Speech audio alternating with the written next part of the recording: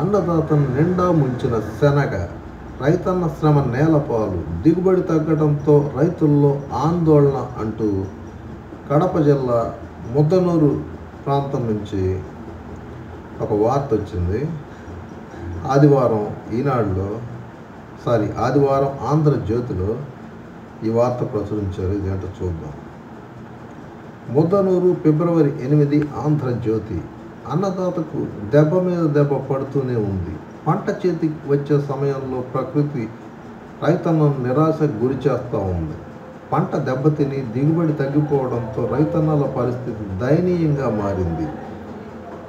మండలంలోని రబీ సీజన్లో శనగ పంట భారీగా సాగు చేశారు. సకాలంలో వర్షాలు పడి పూత మొగ్గ దశలో తుఫాను, పొగమంచు ప్రభావంతో శనగ పూర్తిగా దెబ్బతింది. రైతులు సేద్యం నుంచి విత్తనాలు కొనుగోలు, ఎరువులు, పురుగు మందులు, పంట కోత వరకు దాదాపు ఎకరాకు 25 నుంచి 30 వేల వరకు పెట్టుబడి పెట్టారు. కౌలు రైతుకు అదనంగా కౌలు ధర ఇటు ఉండనే ఉంటుంది. పంట పూర్తిగా దెబ్బతినడంతో దిగుబడి భారీగా తగ్గిపోయింది. ఎకరాకు 6 నుంచి 7 క్వింటాల దిగుబడి రావాల్సి ఉండగా 2 నుంచి 3 క్వింటాలు మాత్రమే వచ్చింది. గిట్టుబాటు ధర కూడా లేదని క్వింటా 5,500కే మార్కెట్లో అడుగుతా ఉన్నారని రైతులు ఆందోళన చెందుతున్నారు. పొలాల్లోనే శనగ పంట యంత్రాలతో నూర్పిళ్లి చేస్తూ ఉన్నారు. శ్రమ నేలపాలు కావడమే కాక పెట్టిన పెట్టుబడులు కూడా రావటం లేదని కౌలు రైతుల పరిస్థితి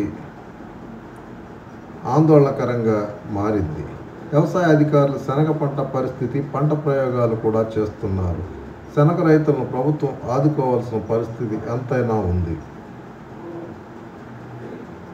దిగుబడి తగ్గిపోయింది అంటున్నారు వెంకటకృష్ణారెడ్డి, ఏవో ముద్దనూరు. పొలాల వద్ద శనగ పంటలో రైతుల సమక్షంలో పంట కోత ప్రయోగం చేస్తున్నాం. పంట దిగుబడి తగ్గిపోయింది. తుఫాను దాటికి పొగమంచు కారణంగా పూత మొగ్గ దశలో శనగ పూర్తిగా దెబ్బతింది. దిగుబడి బాగా తగ్గింది. పంట కోత ప్రయోగాలు చేసాం. ఉన్నతాధికారులకు నివేదిక పంపిస్తామని చెప్పి ఆయన చెప్తున్నాడు. ప్రభుత్వం ఆదుకోవాలి అంటున్నాడు కిరణ్ కుమార్ రెడ్డి, రాజుల గురవాయపల్లె. రబీ సీజన్లో సాగు చేసిన శనగ పంట తుఫాను, పొగమంచు కారణంగా పూర్తిగా దెబ్బతింది. దీంతో పంట దిగుబడి తగ్గిపోయింది. పంటపై పెట్టిన పెట్టుబడులు కూడా రాలేదు. ప్రభుత్వం శనగ రైతులను ఆదుకోవాలని చెప్పి ఆయన డిమాండ్ చేస్తూ ఉన్నారు.